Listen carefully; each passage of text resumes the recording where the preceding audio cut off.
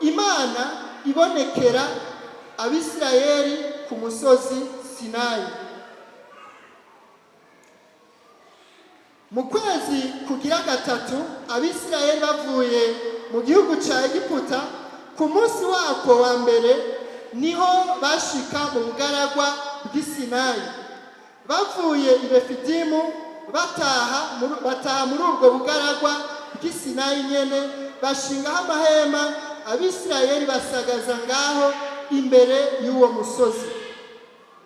Mose aduze aho Imana iri, Uhoraho amubarira n'ijwi rirenga ari kuri uwo musozi ati, uku aba ariko ubarira ab'inzu ya Yakobo, ubwire Abisirayeli uti, mwarabonye ivyo yakoreye Abanyegiputa, n'ingene mweho yabateruye ku mababa nk'ay'inkukuma akabazana iyayo. Uti none rero nimwamwumvira vy'ukuri mukitondera isezerano ryiwe, muzomubera inyegu yiharije yitoranirije mu mahanga yose. Uti kuko isi yose ari yiwe, kandi muzomubera ubwami, ubwoko bw'abaherezi, ihanga ryera. Ayo majambo aba ariyo ubwira Abisirayeli. Nuko Mose araza ahamagara abakuru bo mu bantu, abashikiriza ayo majambo yose Uhoraho yamutumye. Abantu bose bamwishurira icarimwe bati, ivyo Uhoraho avuze byose tuzobikora. Nuko Mose asubirana kuhoraho amajambo y'abantu. Imana ihabwa icubahiro cyane.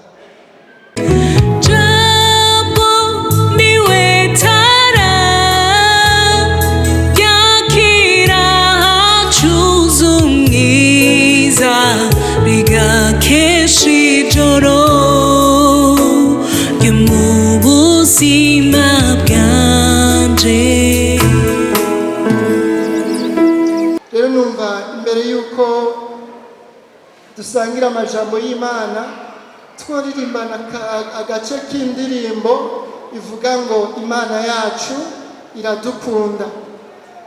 Ivyo wobucamwo byose uko vyoba bimeze kose, nubwo hari ibigenda umengo ntibyagenze neza, Imana yacu iradukunda.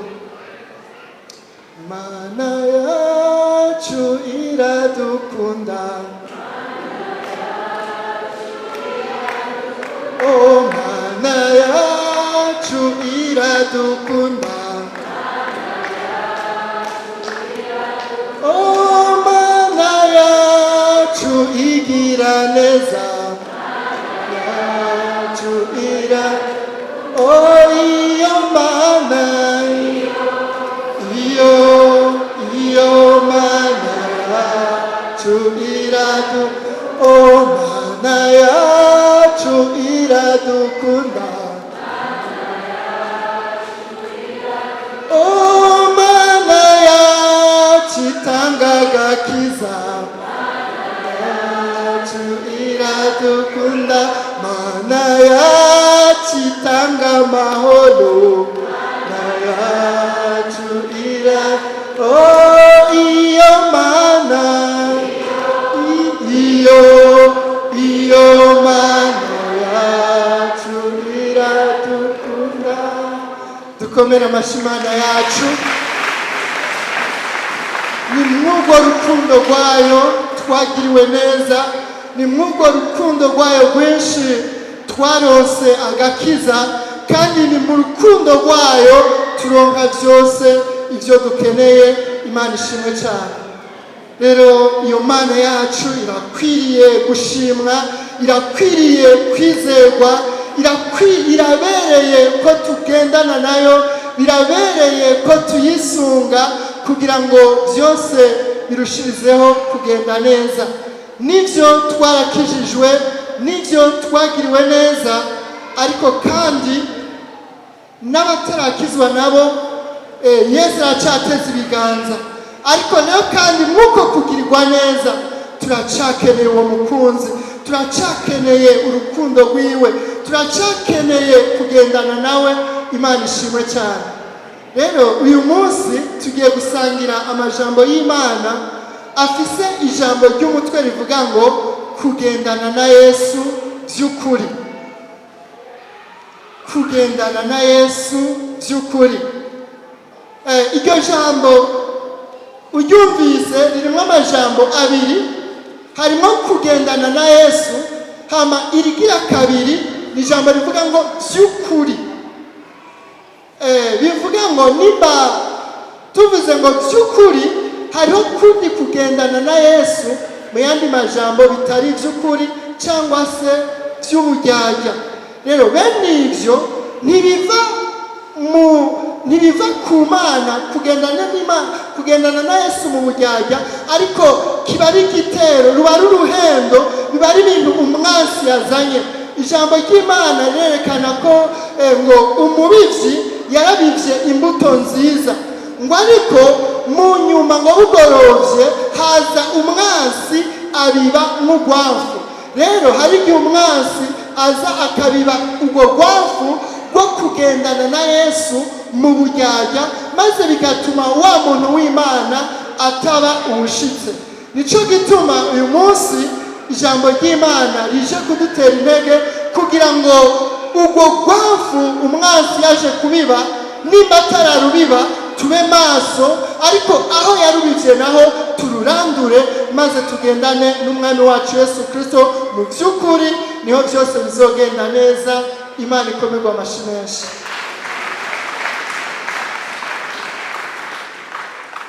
Rero numva tudatevye tugiye kwinjira mu majambo y'Imana, dusome mu cete Paulo yandikiye Abanyefeso igice cyaho cya 5, turasoma umurongo waho wa 15 dushikane ku murongo wa 17.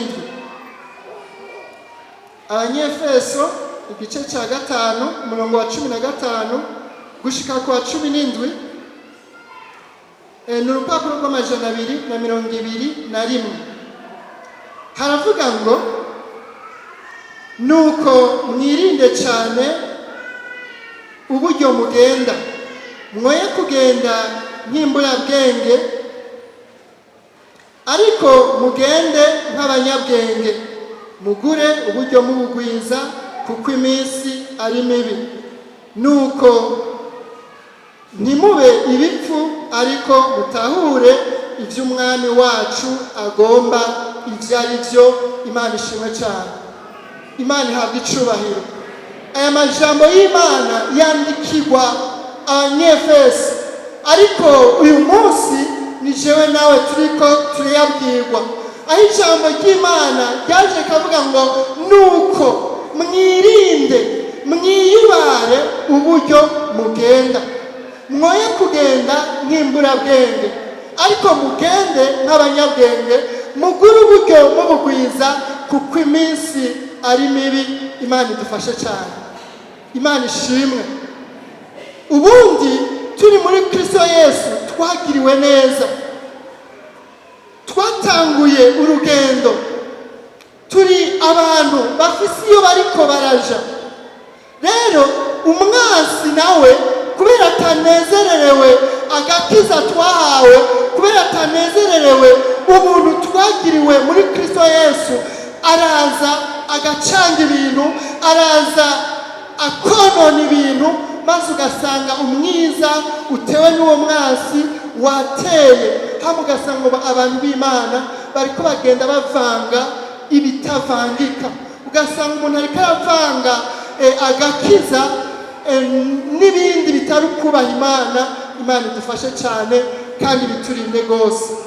N'ubu umwansi aracyabikora, ugasanga n'ibyo uragenda gusenga, ugasanga ku munsi w'Imana nk'uyu munsi waje, mugabo ugasanga hari ibintu utari kuratwara uko bikwiriye, ugasanga hari ukuntu uri kurabivanga, ugasanga umwansi yabiguteje, ugasanga uri kuravanga ibitavangika.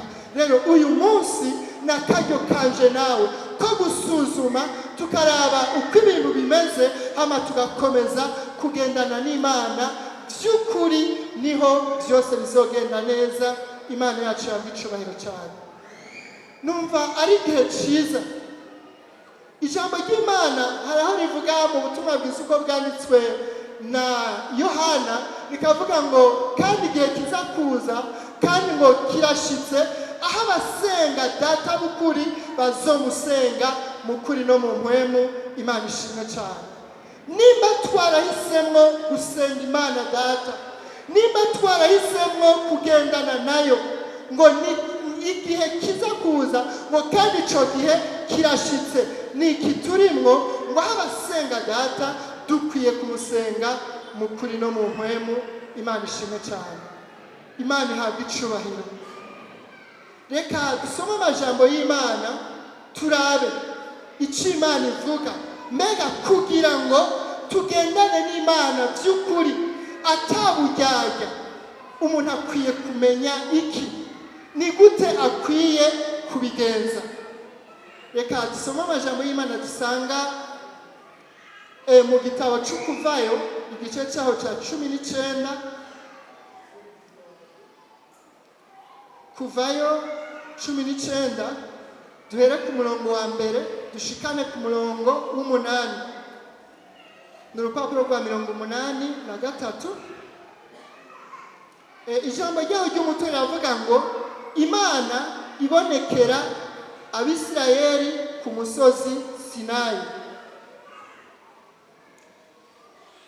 Mu kwezi kugira gatatu Abisirayeli bavuye mu gihugu cya Egiputa, ku munsi wako wa mbere niho bashika mu bugaragwa bw'Isinayi. Bavuye i Refidimu bataha muri ubwo bugaragwa bw'Isinayi nyene, bashingaho amahema. Abisirayeli basagaza ngaho imbere y'uwo musozi. Mose aduze aho Imana iri, Uhoraho amubarira n'ijwi rirenga ari kuri uwo musozi ati, uku aba ariko ubarira ab'inzu ya Yakobo, ubwire Abisirayeli uti, mwarabonye ibyo yakoreye Abanyegiputa, n'ingene mweho yabateruye ku mababa nk'ay'inkukuma akabazana iyari.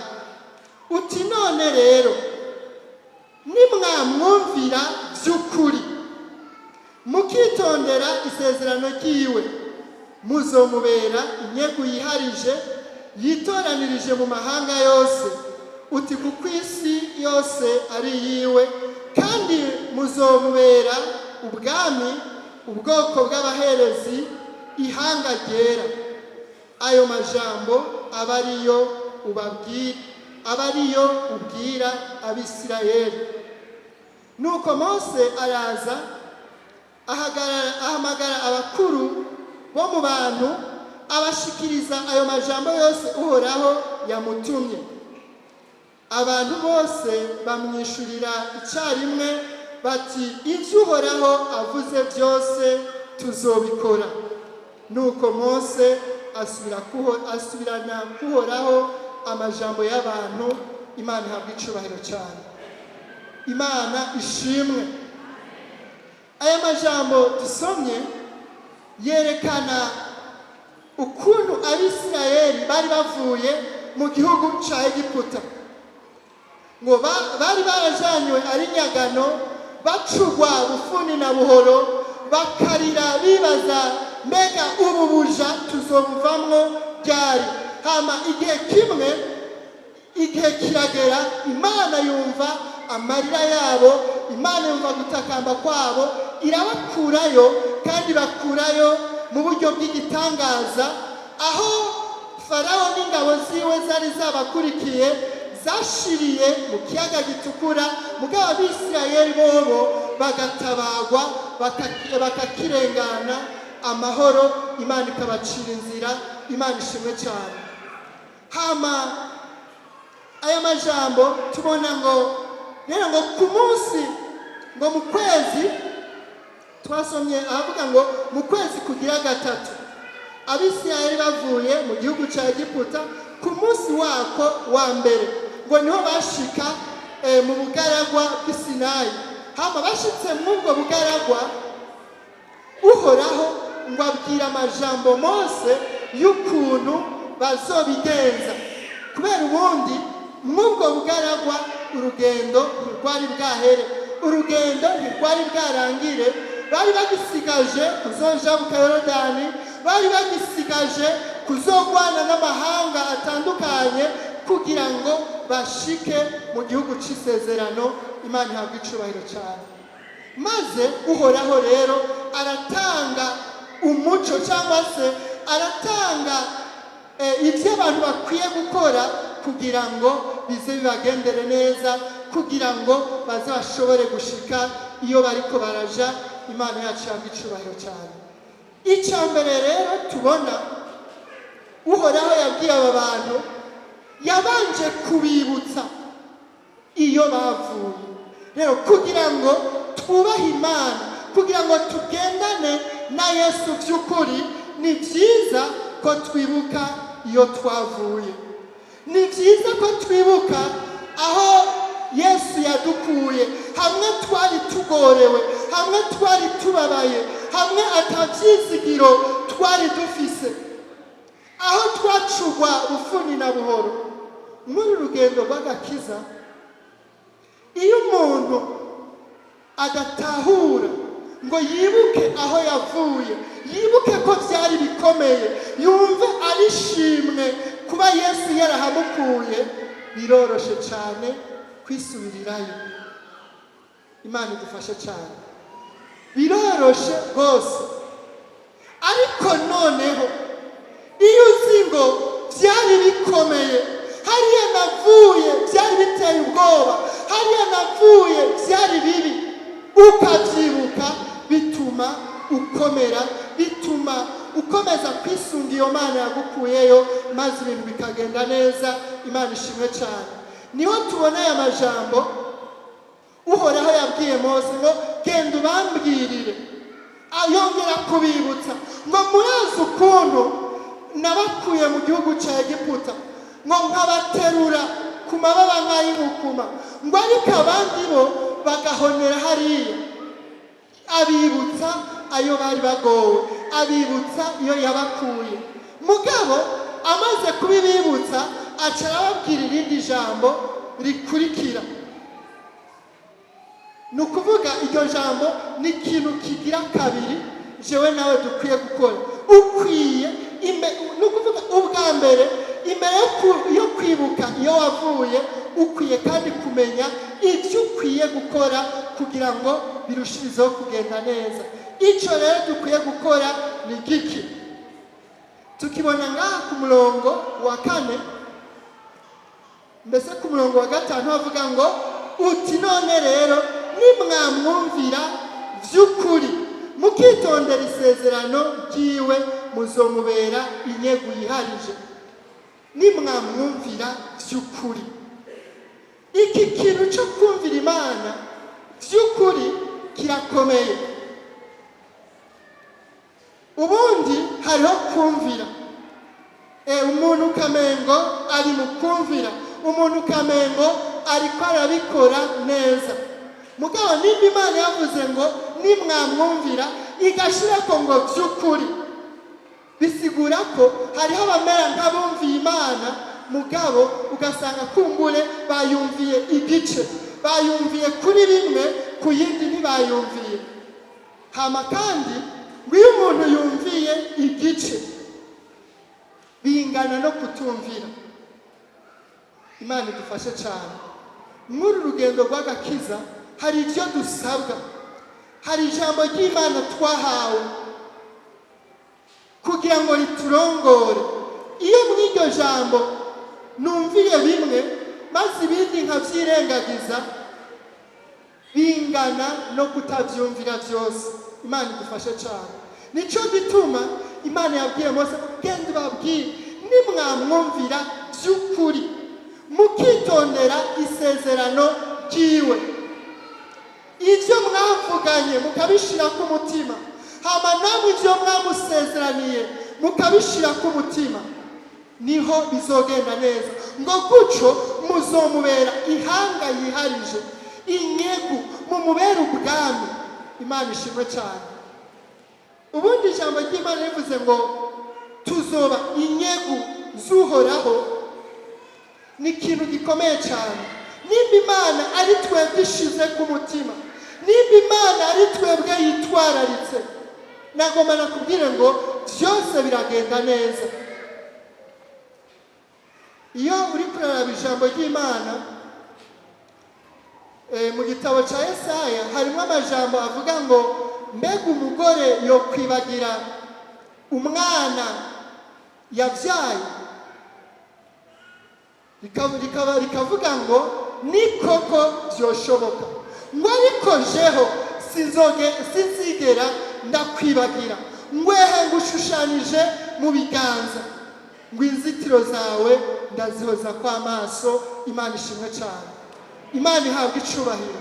Iyo jewe nawe twumviye Uhoraho by'ukuri, tukagumya isezerano ryiwe, duhinduka inyegu, duhinduka abo yiharije, duhinduka abo Imana ishize ku mutima, maze guco tugashushanywa mu biganza byiwe, inzitiro zacu akazihoza kw'amaso, akaba akontorora byose bigize ubuzima bwacu kugira ngo duhore. Imana ishimwe cyane. Imana ihabwa icubahiro. Kugendana n'Imana, kugendana na Yesu by'ukuri. Rero icyo gukora kigira kabiri nakivuze, ni iki kivuga ngo kumwumvira by'ukuri. Imana ihabwa icubahiro cyane. Ikigira gatatu tukibona muri aya majambo nyene, ni ukuba inyegu yiwe, kuba abo yiharije. Tumaze kuba abo yiharije, ubutabazi bwose burimwo. Ubutabazi bwose ni ukuvuga ibikenewe byose birimwo ngaho, kuko ubundi abantu bose mu byo bakora, mu byo bashiramwo inguvu, mu byo bashiramwo umwete, iyo umuntu asanze atanyungu irimwo aca biheba. Umuntu wese arashaka kunguka, umuntu wese arashaka gutera imbere mu byo akora. Nta muntu n'umwe ashima kuruhira ubusa, nta muntu n'umwe ashima gukora ibintu ataco bitanga.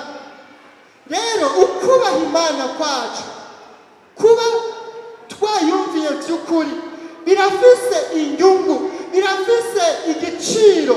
Kubw'ibyo biratubereye kwemera kumwumvira, kwemera kugendana nawe by'ukuri, kuko si ukuruhira ubusa, kuko umwami wacu Yesu Kristo yategekanije byose. Imana yacu ihabwa icubahiro cyane. Imana ishimwe. Nimba hari ikintu kigenda giterana ubwoba muri uru rugendo rw'agakiza, n'ukuntu abantu bamenye Imana, umuntu yahonjeje akumva ukuntu Yesu agira neza, igihe kimwe wisanga yabivuyemo, ku buryo nibaza ngo mbega yoba yarigeze kubyumva, byoba byarigeze kumuca no mu matwi. Bene ibyo byaba byabaye. Nico gituma ijambo ry'Imana rikomeza kudutera intege, nico gituma ijambo ry'Imana rikomeza kutwibira akabanga, kugira ngo tudasubira inyuma, kugira ngo tutabivamwo, kugira ngo tubandanye. Imana ihabwa icubahiro cyane. Imana ikura abanyegiputa, ikura Abisirayeli muri Egiputa, intumbero yayo ntiyari yo kubashikana mu bugaragwa gusa, ariko intumbero nyamukuru kwari kubashikana mu gihugu cy'isezerano. Jewe nawe mu gakiza twahawe, Imana ntiyari ifise intumbero yo kubana natwe mw'iyi si gusa ngo biherere aha. Ni ukuvuga ngo turonke ibyo gufungura, turonke ibyo kwambara, dukire indwara. n'ukundi gutabagwa dukenerera mu iyi si. Intumbero yayo ntigarukiraho gusa, ariko intumbero yayo nyamukuru niyo kudushikana mu gihugu cy'isezerano. Noneho twebwe si muri Kanani, ariko ni muri Kanani yo mu ijuru. Imana ihabwa icyubahiro cyane. Rero biragashira ko twumva umengo nibiherera mu buzima, hama igihe kimwe wahura n'ibikomeye ugasanga wabivuyemo, wahura n'intambara kanaka ugasanga wabihevye. Oya, ariko twaratanguye, uhoraho yaradukuye kure, uhoraho yaradukuye mu buja, ariko ashaka kudushikana mu ijuru. Imana ishimwe cyane. Biratubereye gushira umutima kuyo turiko turaja. Ikindi cyo gukora nico cyo gushira umutima kuyo tuja, aho duhamagarirwa. Muririnzi umwe yaravuze ngo biragatsindwa kunanirwa utaragera i Kanani, biragatsindwa ku buzima bwawe, biragatsindwa ku buzima bwanje kunanirwa tutaragera iyo tuje. Uwundi aravuga ngo woba wararuhiye iki? Nimba igihe kimwe vyoshika ukabivamwo, nimba igihe kimwe vyoshika ugasubira inyuma, mbega wa mwete wose wari waragize, kwa kwitanga kose, vyoba vyapfuye iki? Woba wararuhiye iki?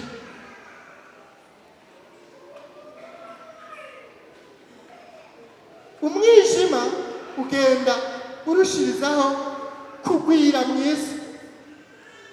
Hari ikintu gitangaje, nta koraniro ryigera ribaho ringanuku cyangwa risumbiri ryigisha abantu gukora ibibi.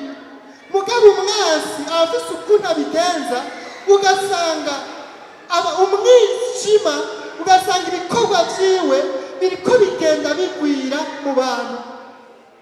Ikigoye cyane, ugasanga n'abamenye Imana bariko baragenda batwagwa akayombekere, uwo mwijima ukagenda ubafata. Rero ni igihe cyacu cyo kuba maso, ni igihe cyacu cyo gukanguka, ni igihe cyacu cyo kumenya uru rugendo turimo na Kristo. Muri iyo ndirimbo baturirimbira y'amajana 325 harimo amajambo avuga ngo tuzonesha abansi bacu bose tujanye n'umwami. Iyo tugendanye na Yesu vy'ukuri, niyo wowe uri umunyantege nke wanyuma, kuko turi kumwe n'umunyenkomezi, byose biragenda neza. Nico gituma birasabwa ko wewe umwe wese yigira inama, akamenya ngo mbega ndiko ndagendana na Yesu gute. Iyo abantu biga, umwe wese aba yumva yaba bishoboka yoba uwa mbere. Nukuri nujya abo uwa nyuma, ntaba yaje kugira ngo abo uwa nyuma, aba yaje kugira ngo abo uwa mbere. Abasiganwa mu mahiganwa, iyo biruka nujya basize gose, aba yaje mugabo afise intumbero yo kuba uwa mbere, yo kuzoronka igitsibo. Nanje nawe muri rugendo rw'agakiza dukwiye kwitegura, dukwiye gushiramo inkomezi zose, ndavuga zo mu mutima, kuko abasiganwa ntibaba bagiye inama cyane navuga ngo ndiko ndahiganwa na naka mu buryo bw'ishari. Oya, ariko avuga ngo jewe ico ngambiriye, jewe intumbero yanje ni ukuba uwa mbere. Nimba tuzoba aba mbere twese ni sawa, mugabo sinshaka kuba uwa nyuma. Imana idufashe cyane. Mu mashuri amashuri mato mato hari aho usanga kumurengera byoroshe, kuko ndibuka ko igihe kimwe mu mwaka wa mbere jewe twabaye aba mbere turi batanu. Ni ukuvuga ngo tunganya amanota turi batanu. Ni ukuvuga kugira baronke uwa mbere n'uwa kabiri bakoresheje alfabe, bakoresheje indome zitangura, mu bw'ubundi twabaye aba mbere twese.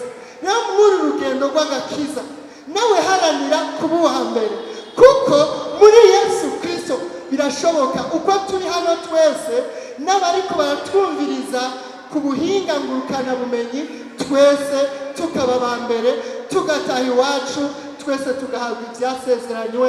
Imana ikomerwa amashyi menshi.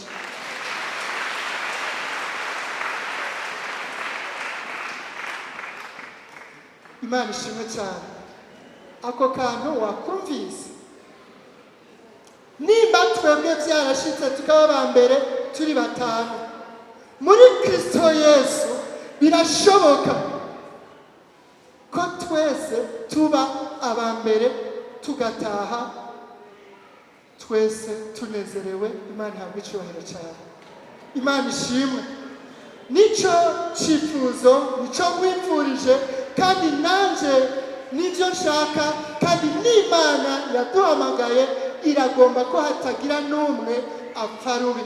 Mugabo aho biva ni mu mutima. Mbega uri kubigenza gute kugira ubu wa mbere? Uri kubikora gute? Hari ibyo twashiriweho, hari ijambo ry'Imana, hari amakoraniro kugira ngo duterane intege mu gusenga. Rero umwe tuzogira, ukwitanga uzogira, nibyo bizotuma ubu wa mbere. Imana yacu ihabwe icyubahiro cyane. Imana ishimwe. Reka dusome amajambo y'Imana aha nyene mu gitabo cyo Kuvayo mu gice cya 23, mu gice cya 23 dusome duhereye ku murongo waho wa 20. Kuvayo 23 dusome kuri 20 dushikane ku murongo wa 23 nyene. Ijambo ryaho ry'umutwe rivuga ngo Imana isezeranira Abisirayeli kubarongora. Ehe ngira ntume umumarayika imbere yanyu, abazigame mu nzira, abashikane aho nateguye.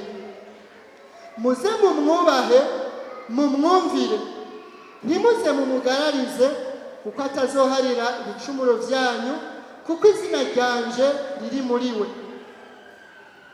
Ariko nimwamwumvira by'ukuri mugakora ibyo nzovuga byose, nanje nzoba umwansi w'abasi banyu, nzoba umugwanizi w'ababagwanya. Kuko uwo mumarayika wanje azoja imbere yanyu gushitsa no mu Baferizi, no mu Banyakanani, no mu Bahiwi, no mu Bayebusi, nanje nzogenda ndabarandura.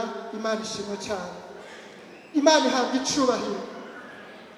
Aya majambo tubonamwo ikindi kigira gatanu kivuga ngo uzoshikanwa iyuja. Tuzoshika aho twasezeraniwe, aho Imana yaduteguriye, tuzoshikayo. Mugabo tuzoshikayo bigenze gute? Nitwamwumvira by'ukuri, nitwagendana nawe tubinezererewe. Aha turabona ukuntu Imana yavuze ngo nzoba umwansi w'abasi banyu. Ni ukuvuga umwansi ntazodutera ubwoba, kuko Imana izoba iri kumwe natwe. Ijambo ry'Imana rikavuga ngo uwubakoze ko abakoze mu mbone z'Uhoraho, abameze nk'ukoze mu jisho ry'Uhoraho. Bivuga ngo ntawokora mu jisho ry'Uhoraho ngo aho hantu aharokoke amahoro. Birasigura ko jewe nawe tuzotabagwa, ngo azoba umugwanizi w'abatugwanya. nihagira intambara zitugwanya uwo mwami azoza tugwanire. Si jewe nawe tuzonesha, ariko Kristo twizeye, Kristo turiko turagendana by'ukuri, niwe azotuneshereza.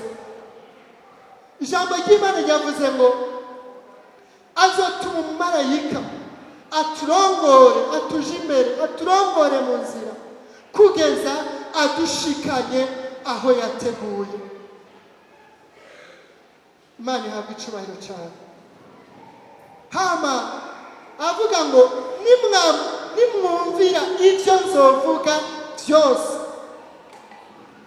nguwo mumarayika azobaje imbere, avuga ngo mu bahiwi, mu bayebusi n'amahanga atandukanye, aho Abisirayeli bategerezwa guca bagana mu gihugu cy'isezerano, bagenda berekeza aho basezeraniwe. Ni ukuvuga ngo hariho amahanga menshi abagwanya, byarasigura ko bazohura n'intambara. Mugabo nibahura n'intambara izi, uhoraho azorandura ayo mahanga, azozibaneshereza. Nibahura n'izindi, azozibaneshereza, n'izindi azibaneshereze, gutyo gushika bashitse iyo baja. Imana ihabwa icubahiro cyane. Ariko bizova hehe? Bizova mu kumwumvira. Ndakunda iyo Mana yaduhamagaye, ndakunda ukuntu ivyo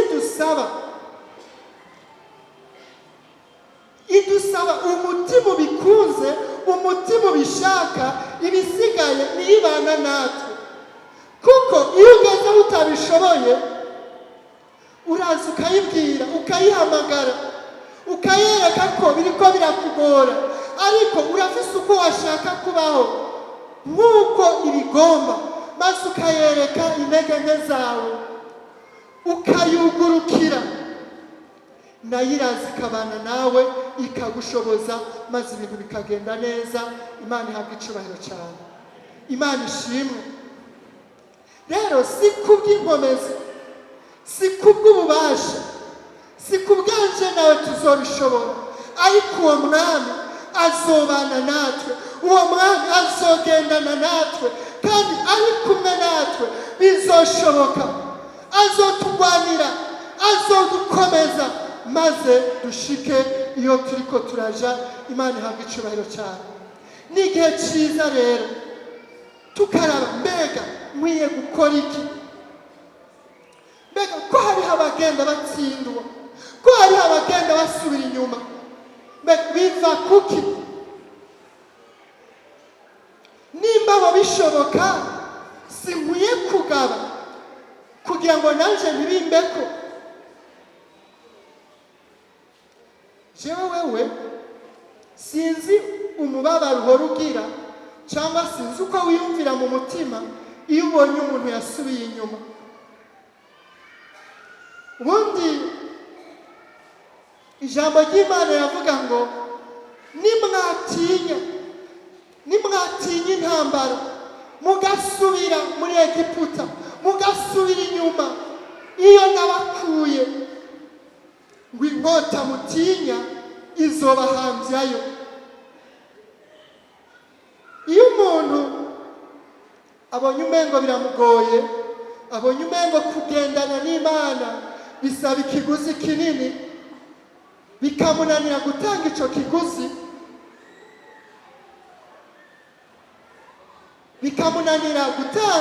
kiguzi, usanga byamugoye, usanga yasubiye inyuma. Ariko ni byiza kwemera ugatanga ikiguzi, hanyuma iyo Mana nayo iraza ikabana natwe, kandi ibintu bikagenda neza. Imana ihabwa icubahiro cyane. Imana ishimwe. Igihe kimwe Yosuwa nawe arabwira abantu, arabwira abo yararongoye, arabwira ngo nimba muhitamwo gusenga ya Mana basogokuruza basengera mu bugaragwa hakurya ya rwa ruzi, aba ariyo muhitamwo. Mugabo mukaba muhisemwo kugendana n'Imana, nimuyisenge, nimugendane nayo by'ukuri ataburyarya. Imana ishimwe cyane. Ayo majambo ya Yosuwa yerekana ukuntu kugendana n'uwo Yesu nta gahato, nta kagobero, urabihitamo. Ni ukuvuga ngo uremerewe ubishatse kutagendana nawe cyangwa ukagendana nawe. Mugabo nimuhisemo kugendana nawe, gendana nawe by'ukuri ataburyarya. Imana ihabwa icubahiro cyane. Imana ishimwe. Nitwagendana nawe by'ukuri byose bizogenda neza, tuzohora tunesha, kuko Imana yacu yarabisezeranye. Uko Imana yabanye na Mose, uko Imana yabanye n'abatwitangiye imbere, niko izobana natwe gushika idushikanye iyo turiko turaja. Nahacu rero ho kuraba uko turiko turagenda. Ijambo ry'Imana ryavuze ngo mwisuzume murabe uburyo mugenda, mwoye kugenda nk'imburabwenge, ariko mugende nk'abanyabwenge. Muririnzi umwe aravuga ngo itegereze neza uko ugiye utwaye agakiza, udasanga usigaranye ingobyi umwana yarahise kera.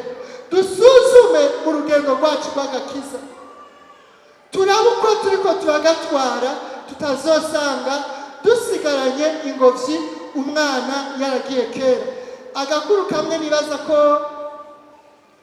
abatari bake bazi, kuko nanje nakumviye hano, ngo n'umuntu w'umumama yasimvye umugezi, asimba uruzi ahetse umwana, maze nk'uko gusimba birakenyuruka umwana agwamwo.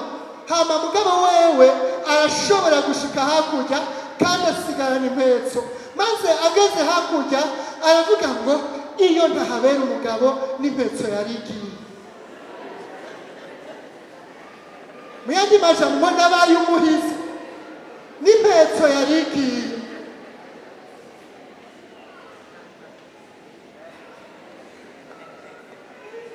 Mu yandi majambo uca ubyumva ko yari imburabwenge. Mbega wokwirata ubuhe buhizi umwana yagiye? Wokwirata ubuhe buhizi usigaranye impetso? Nanje nawe nahacu ho kwisuzuma. Hariho abantu b'Imana usanga akanovera kagakiza karagiye, ubuzima bw'ukuri bw'agakiza butakiri muri bo, mugo ugasanga asigaranye uko kwirata kuvuga ngo erega ndacaja mu isengero, kwa Mungu ndacagenda. Ivyo nimba ubuzima nyabwo bw'agakiza butariko bugendana nawe mu buzima bwa misi yose, kwirata ko ugitonda mu nzu y'Imana bimeze nka wa mumama yavuga ngo ndi umuhizi kuko n'impetso yari igiye. Nahanje nawe tube maso, kuko nitwagendana n'uwo Yesu by'ukuri byose bizogenda neza. Yesu abahezagire cyane. Yarayo majambo y'Imana na Yesu dusangira uyu munsi avuga ngo kugendana na Yesu by'ukuri.